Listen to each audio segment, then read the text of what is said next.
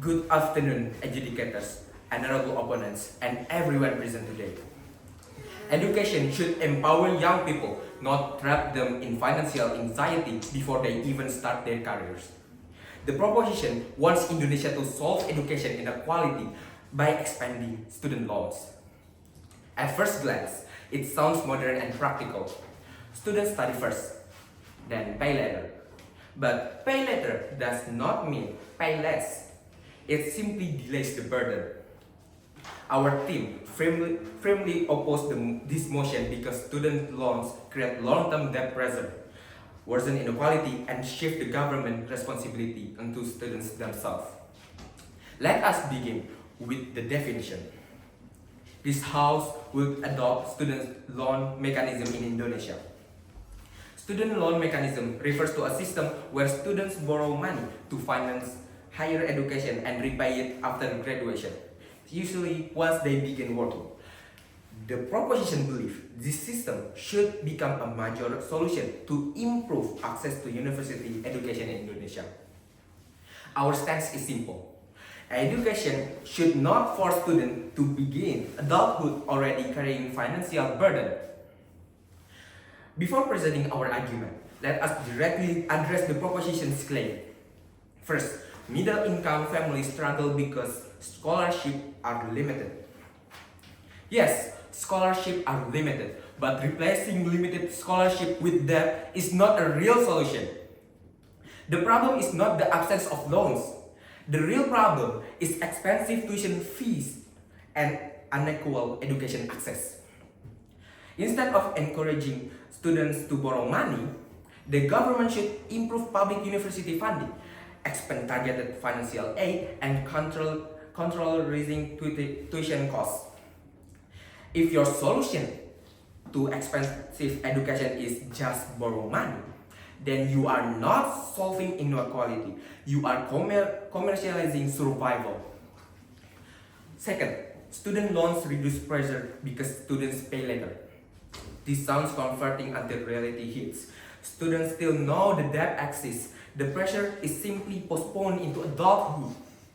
Fresh graduates in Indonesia already face unemployment, low starting salaries, unstable contract jobs, and economic uncertainty. Adding that on top of the creates psychological stress and limit future financial freedoms.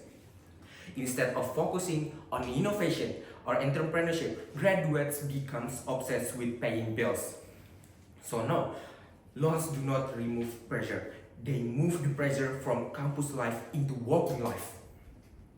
Third, student loans benefit the government because the money returns. That assumes graduates successfully find stable jobs and repay consistently. But Indonesian employment market is not always stable. Many graduates work outside their field, become underpaid, or struggle to find jobs entirely. These create risks like unpaid loans, growing government debt, administrative costs, and potential corruption or mismanagement. In reality, the state may spend huge amount managing a system that does not guarantee repayment. So, for my argument, first, student loans trap young people in long-term financial insecurity. Student loans create debt dependency at the beginning of adulthood. Young people should enter adulthood building their future, not immediately worrying about repayment obligation. That affect major life decisions where people work, whether they continue education, whether they start business, or even whether they marry and support families. Graduates may choose higher paying jobs they dislike simply to survive financial instead of pursuing meaningful careers. This is especially dangerous in Indonesia, where wages are relatively low compared to living costs in major cities. For example, a graduate with debt but unstable income may struggle for years simply to maintain basic financial stability. Therefore, student loans do not empower students. They financially chain them during their most vulnerable years. Second, student loans worsen inequality instead of solving it. Loans appear equal on paper, but in reality, poorer students face greater risk. Wealthier families can repay loans more comfortably because they have have financial safety nets. Lower and middle income students do not. This means disadvantaged students take bigger risks when borrowing money. What if they fail academically? What if they cannot graduate or cannot find stable jobs? They remain trapped in debt. Meanwhile, wealthier students can recover more easily. Students from vulnerable background might become afraid to pursue an university at all because they fear their consequence. The students' loans can actually deepen inequality by punishing students who already face economic disadvantage.